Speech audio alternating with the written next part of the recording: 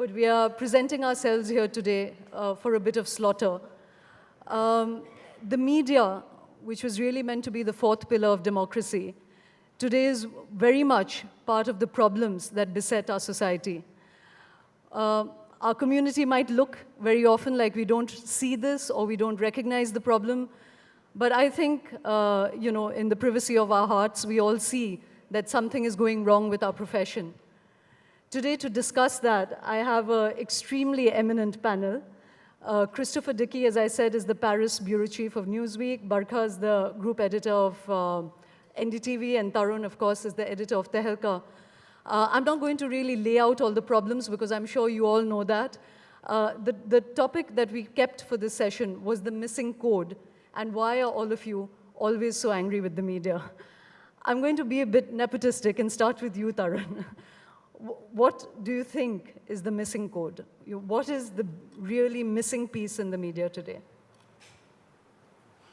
I think, if I look at it in the context of, say, just India, because as it turns out, India is just about the only place in the world I know, and that too very little. And as I grow older, less and less. I think the problem really has become a crisis of its leadership. And we have a sense of the media as a dominantly commercial construct. And when you get absorbed with that sense, and this sense could be coming from proprietors, this could be coming from editorial leaderships, when that particular sense begins to dominate, that the business man is dominantly a commercial enterprise, I think you lose something.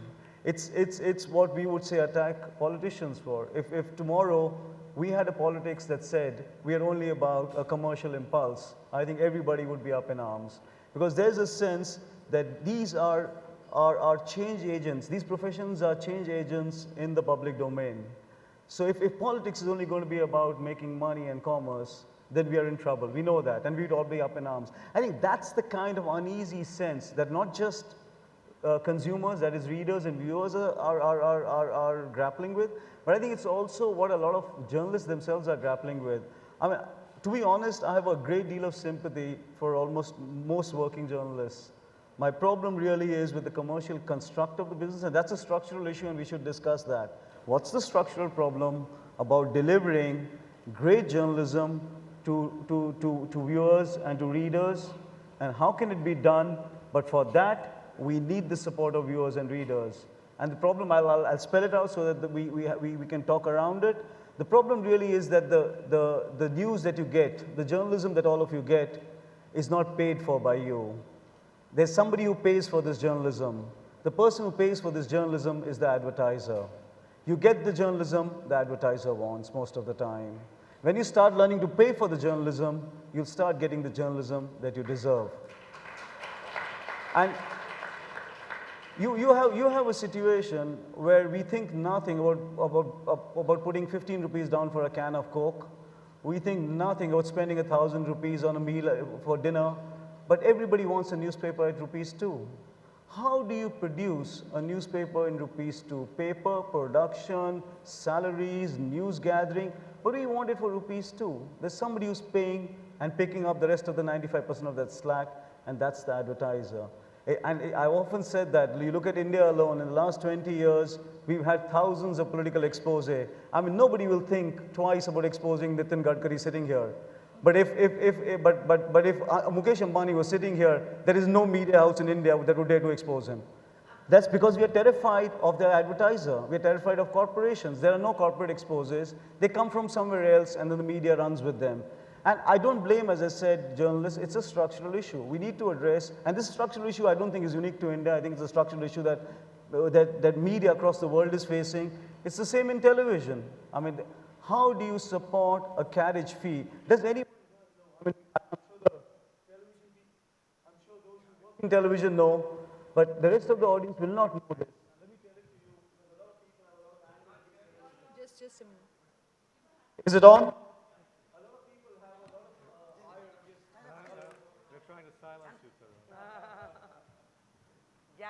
Nobody wants to hear what you're saying, Tarun. No, I said a lot of people who are not from the media business here will not know what, for example, is the commercial structure of running a television news station.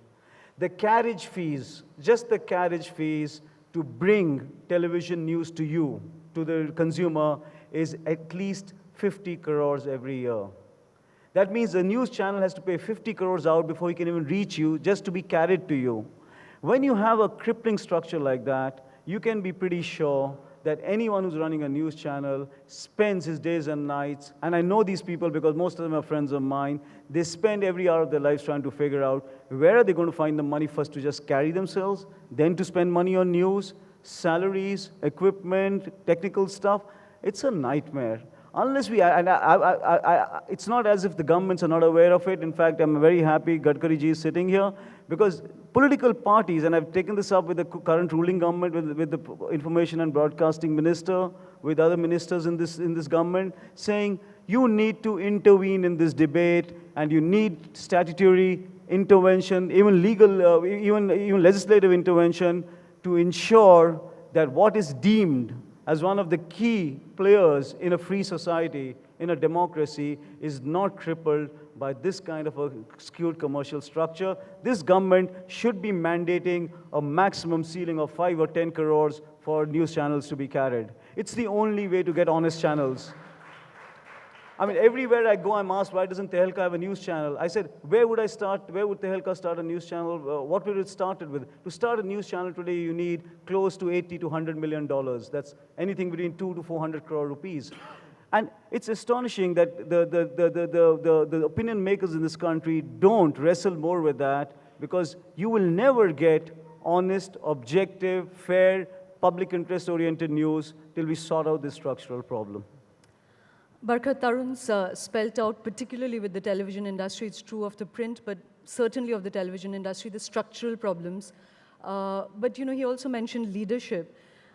Do you think that there is a case that much of what is going wrong with television media today is this dependence, and it's actually a fallacious construct that everybody's bought into, which is of the TRP, the tyranny of the TRP.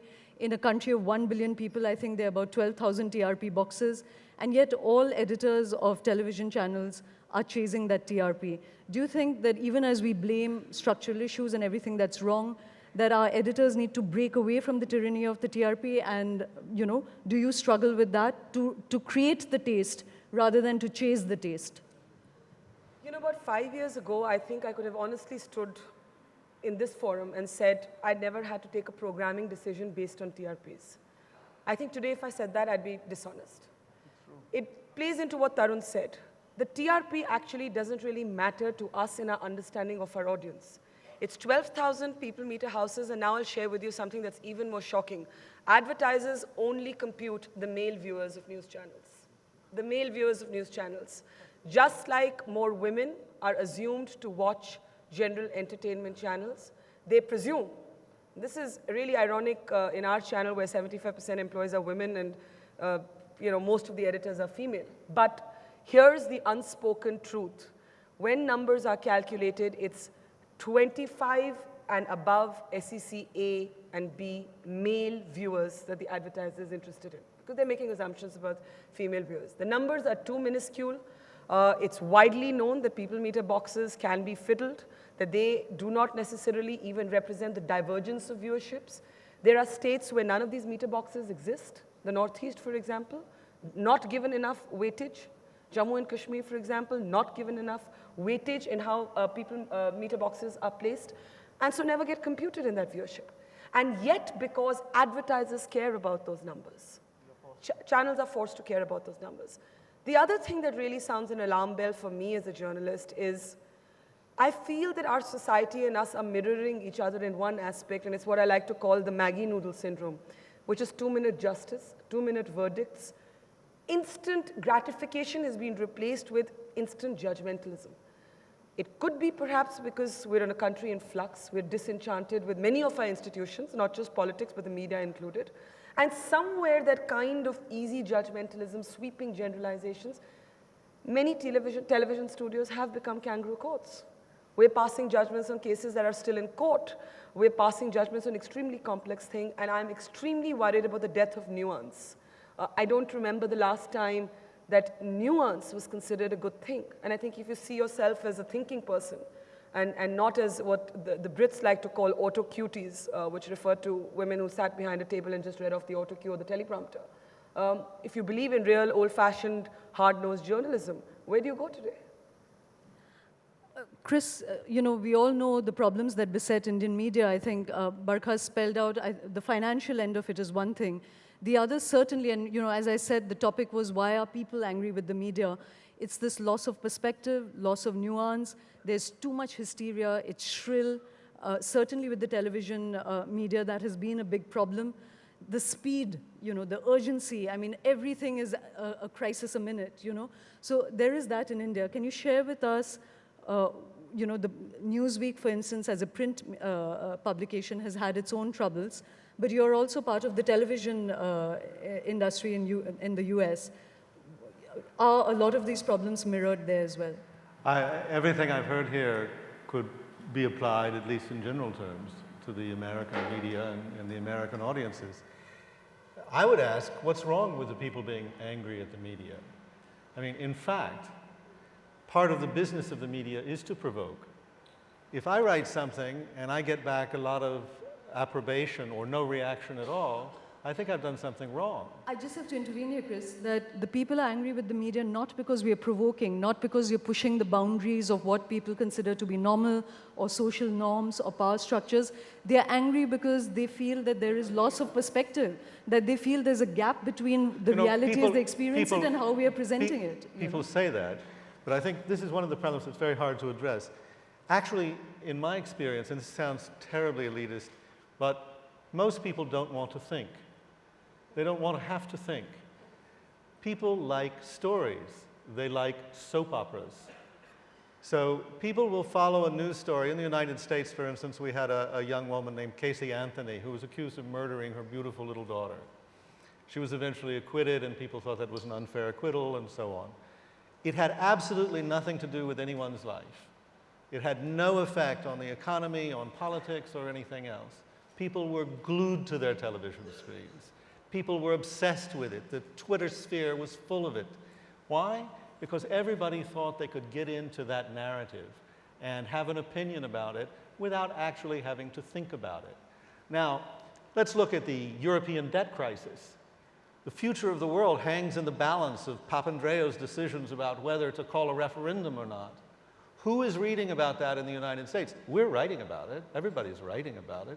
Who is reading about it? Nobody is reading about it in the United States. They're not following it. They don't care. I was on a very popular television show a few days ago with a very smart news anchor and a very smart panel. And at the end of the show, it's sort of, what do you think's coming up this week that people ought to pay attention to? And I said, well, there's the European debt crisis. And the guy says, oh, yeah, we don't pay much attention to that here. Well, I said that we were presenting ourselves for slaughter. Now the circle has just increased. All of you are up for slaughter. But yeah. I just wanted to quickly add to that the TRP is not some disembodied concept out there. It's people. And often if people wanted to change, and I take the point that advertisers are deciding for many people, but there are many people who are willing to buy into the kind of journalism that other people loathe. So I think what you have to create is a multiplicity of choices and not have an industry structure that binds and locks everybody into one kind of journalism. Yeah, I think that there's a lot of talk about the problem of big money controlling the media and so on. But in my lifetime, in my career, which goes back well over 30 years, what you've seen in the United States is the end of what really was an oligopoly, where really a handful, maybe half a dozen media, controlled the media agenda of the United States and were forced by law and also by their own sense of ethics and responsibility to bring a certain kind of news a certain kind of way to the public. Precisely the democratization of the media has also led to a dumbing down of the media. Because as you've had this multiplicity of sources of news and what passes for news, people go for the lowest common denominator. Tarun, in fact, that's exactly, I feel that the plethora of media has become part of the problem.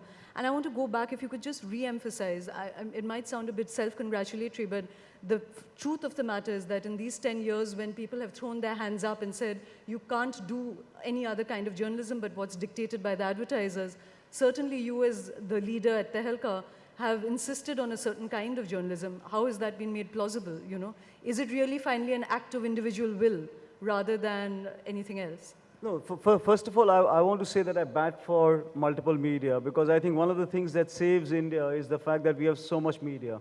It's the plural nature of media that in some sense crosses out biases, prejudices, commercial interests. So in some way, everybody comes under scrutiny because there's such a wide swath of media. And that's a good thing. Now, I wouldn't like to talk about what we've done in Tehelka because, what we've done, we've done. But I do believe that there is a kind of ordering of information and ordering of news that is a job of editorial leadership. I'm not willing to buy this business of saying that because the masses want it, we dole it out. The masses want all kinds of things. Today, the masses might want India to be just a purely Hindu state. It wouldn't be decreed that. It wouldn't be decreed that because it would knock the very basis of the founding of the idea of India. You could have a caste group saying, we want all of Uttar Pradesh to be Yadav. It doesn't mean it has to become Yadav. So I'm not buying into this because there's always a very, very delicate and complex dance between the ideals that you pursue and the pragmatisms that play themselves out on the field. And you've got to dance that dance really smartly. And even in Tehelka, we dance that dance. I call it walking the line. So you walk a line. You walk a line which allows you to actually do the work you want to do, but not by actually cutting yourself away from the rest of the world. And it's the idea of complexity. I spoke about it in the morning. I think one of the things that's got leached out of media, she called it nuance, I called it complexity in the morning, is that the idea of complexity is being taken away from a lot of the mainline media. And that can get problematic because the moment you start leaching out complexity, then you arrive at very vulgar and dangerous simplicities. Yeah? And that's something we should worry about. And that, I think, is a function of editorial leadership because a smart editorial leader will always find a way to tell his or her story and get it passed. But I'll tell you what happens when ownerships become dubious. And you talked about the ownerships in the US. Ownerships have a way of infecting their entire journalistic establishment. I can tell you that. And I've been 29 years in the business now. And if the ownership fundamentally believes that there should be a kind of publication or a kind of television station, I can guarantee you that even the best journalists will end up seamlessly segueing into doing that kind of work. You take them out of that and you put them in the right place and they'll do amazing work. It is a leadership issue. I'm a believer in leaderships, much as I'm a Democrat. I think in journalism at least, we have a bit of a problem between proprietorial leaderships and editorial leaderships. And what we've done is for a very long time, when I was a young journalist, it was absolutely de novo, it was absolutely anathema for a proprietor to be seen to have a say in any editorial policy making. It was anathema. That business, that shame has been completely removed. So today we can be very, very upfront about our obvious commercial instincts and our obvious commercial needs. Of course, publications need to make money. Of course, television channels need to make money. Because, it goes without saying, you don't survive if you don't. But when that becomes the driving impulse, then it becomes a dangerous space. And for example, in India, we have a phenomenon of paid news. You'll be amazed at the number of mainline publications and channels that indulge in paid news. In other words, you can go, there's a rate list, you can put the money down, and you can appear on whichever page you want to appear. Yeah, Chris, you wanted to intervene. I just wanted to re-emphasize that it may sound a bit of naivete, but I've often said that if about, you were saying about the fact that the advertisers look at just male viewers or male readers, the truth is that we actually have a lot of male editors in this country, so that's why I'm going to say male editors, that if about 10 or dozen of big editors in this country got together and decided to do things a certain way, I believe that tastes would change. We always take taste as a given, we take reality as a given, but it really just takes an instant for the nature of things to change. And I think it's the climate of inspiration that really matters. And we've leached that out of our own community. Would you agree with that, Barkha? In principle, no dispute with that, but I just wanted to also build up a little bit on this notion of paid news. It's actually a bit frightening that the media group in this country that first started private treaties also has the largest selling newspaper in this country. And and in terms of TRPs, one of the leading channels, and often the leading channel. Now, I feel that there is a certain, I don't think readers know that. They understand paid news in these sort of abstract terms. TV gets scrutinized in a very different way from print because all of us are out there, all of you feel like you know us, you all have opinions of us, good, bad, ugly. The newspaper hides behind many more cobwebs and doesn't get caught out that easily. Chris, you know, the other thing that I think plagues media now is this culture of access, you know. It's inevitable when you're a television journalist, even if you're a print journalist, but certainly in this world, a television journalist, there is no door that is closed to you, you know. You have incredible access to those who are in power, to money, to corporates. There was an old journalistic adage that you kept your distance from power. Today, it's impossible to keep your distance from power because you need those people in your studios, you know. You can't just criticize them from a distance, you have to talk to them. And if you criticize them, they will not come to your studio, so you maintain your friendships. How does one get around this? You know, we've seen the scandal in UK, we had a scandal in India. How does one get around this dilemma of access and keeping separation? Well, I don't think you really can get around it completely. I mean, well, there are ways to get around it. You can be like an American journalist called I.F. Stone was in years past, someone who basically sits back in his study and attacks all the time, reports and attacks and reports and attacks. And that's a certain style of journalism for which I have great respect. But as you say, it's not really very practical most of the time. Especially in today's world, everybody understands public relations, everybody knows about press releases and sound bites and all of these kinds of things. And at the end of the day, everybody thinks that he or she can control the message that's going out to the media. So you have a lot of professional reporters dealing with a lot of professional subjects, even putting aside the question of money and just absolute power. So I think that that's a problem. But the biggest problem is when you're dealing with people who really understand how to manipulate the media, really understand what it is that we need, and not only in terms of access, but in terms of story, in terms of the simplest narrative is the best in terms of attracting an audience, and that is one without nuance. Yeah. That is one in which there are good guys and bad guys, white hats and black hats.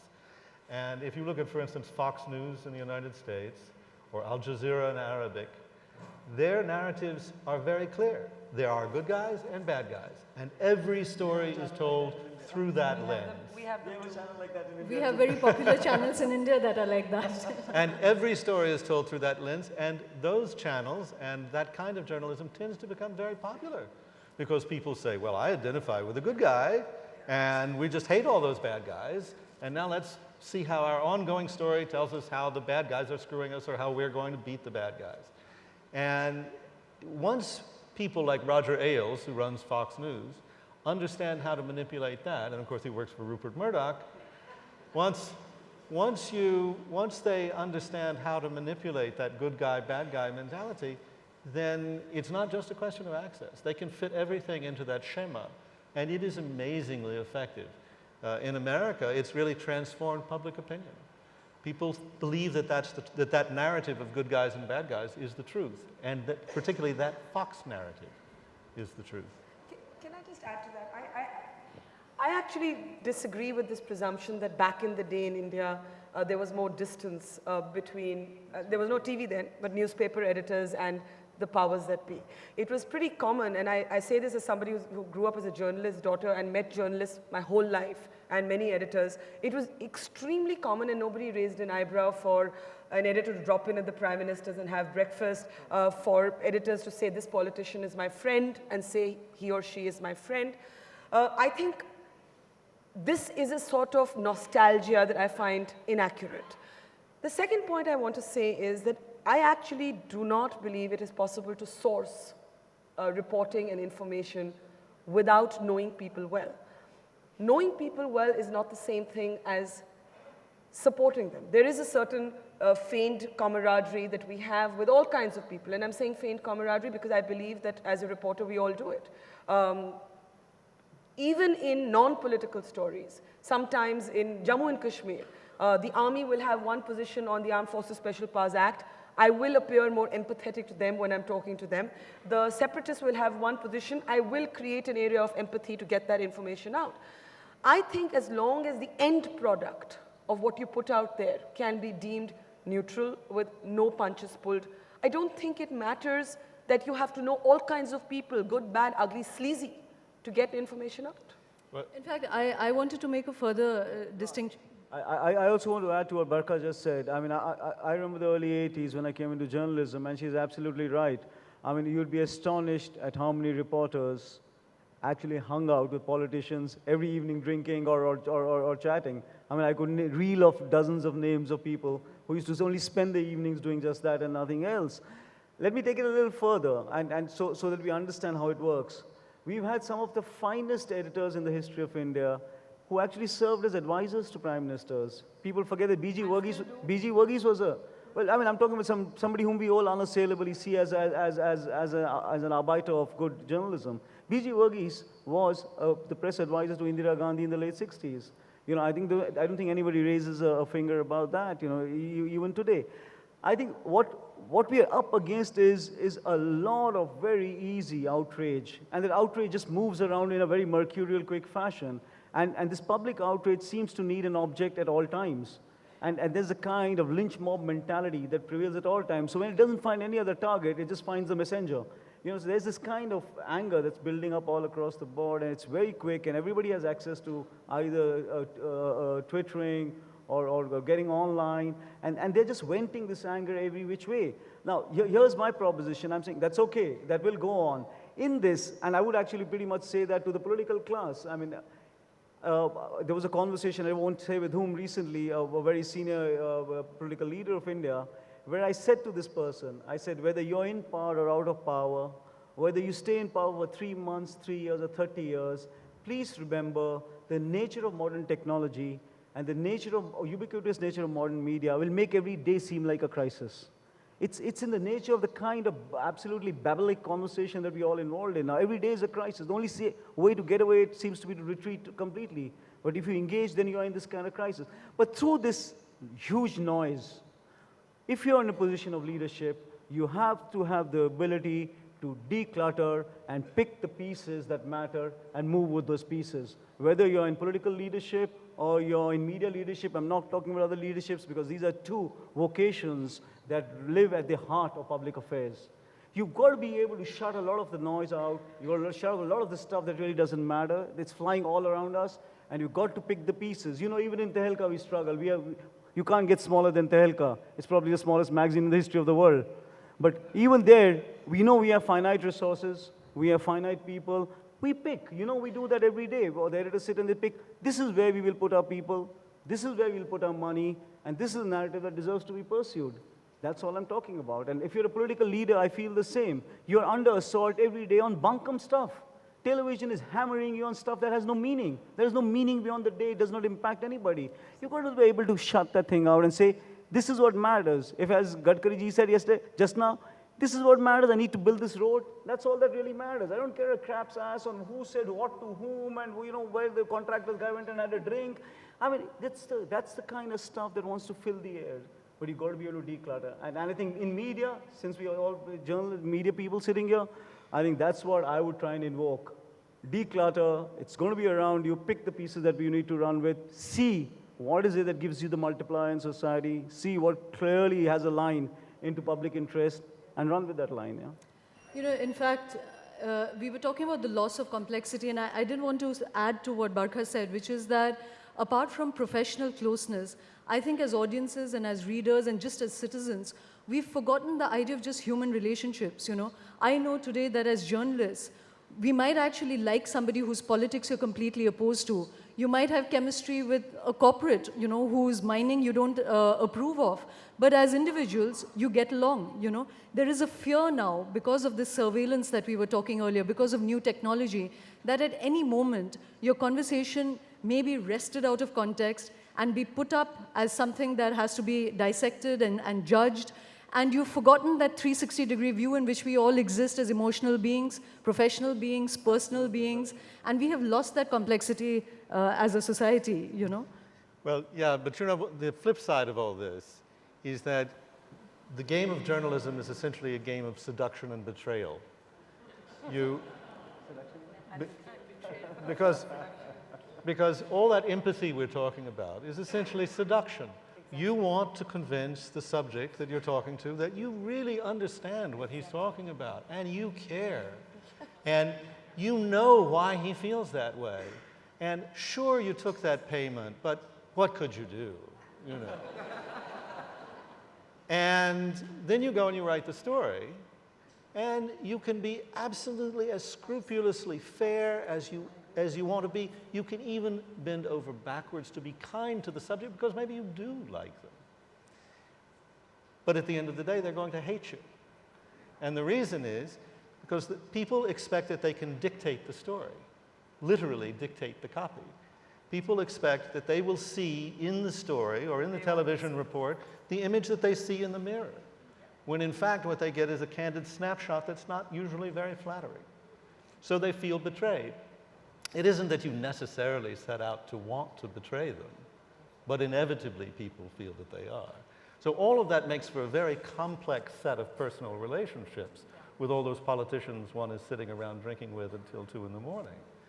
Because at the end of the day, when the copy comes out, It's different from what they expect. it's very different from what, especially at 2 o'clock in the morning, yes. Yeah, the bell is going to ring again. So before that, I have 2 questions. One is I want to come back to the corporate structure of media because we just identified that as a problem. How are we going to solve it? That's something I want to come back to. Before that, Barkha, Tarun mentioned this noise. You know, it's this just static noise, particularly on the television networks. I wanted you to share with us some of the pressures of the newsroom. I find it very frustrating that today television media gets the most powerful people in their studios. And the discussions are always about setting people off. It's always about getting the quote. It's never about getting the issue, you know. Why is there this tonality in television media that's going off the rails? What is the pressure in the newsroom? 2 different things. One, the pressure in the newsroom is to feed a 24-hour beast. A lot of times people ask us, why do you keep showing the same thing again and again? Now this I have to say is the question I don't understand because we assume nobody's watching the damn thing for 24 hours, right? So the logic for that is that any time somebody switches on the television, they should be able to get what we've decided is the big story. The second place where we do falter or we can falter potentially is because we are taking decisions literally in split seconds.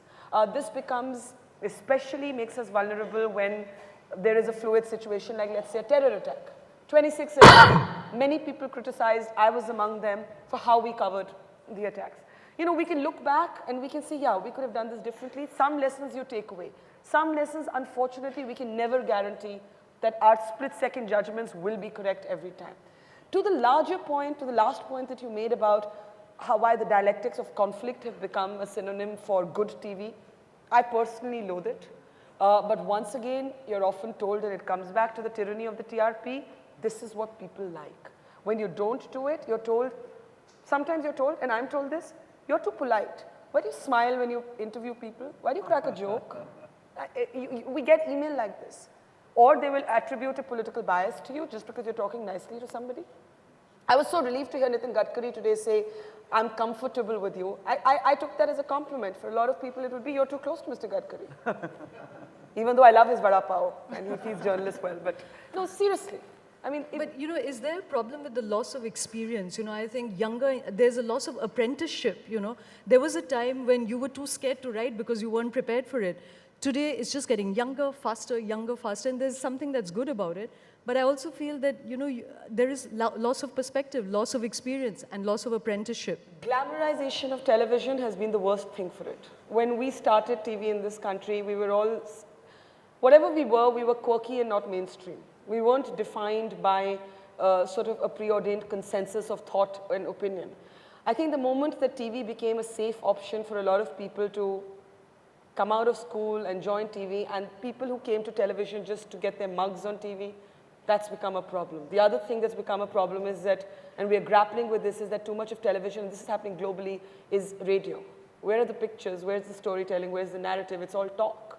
And everywhere across the world, television is struggling with this because some viewer out there that represents the TRP has decided what he or she wants. So I do come back to the point that was made here, that somewhere that power rests with the viewers. I just don't know why they're not exercising it. Tarun, even though the bell is rung, can you come back to this corporate structure? Because that is, the next is lunch, so I'm going to steal some of your lunchtime. But how are we going to solve this? No, I mean it's wonderful that, at least one president of one of the biggest parties is sitting here. And I've been talking to people in the ruling party. I think that we really need to, the political class really needs to intervene now to refix structurally the business of media. Because if you're going to assume that this is one of the pillars of a free society, we need to get it right. And it's not right now, and the problem is structural, especially with television, where you have this absurd carriage fees, which makes it impossible for anybody to actually practice television without being obsessed with advertising and corporations. I mean, that's a big thing. It can easily be done. All it needs is for Parliament to actually legislate on it and say, this is it.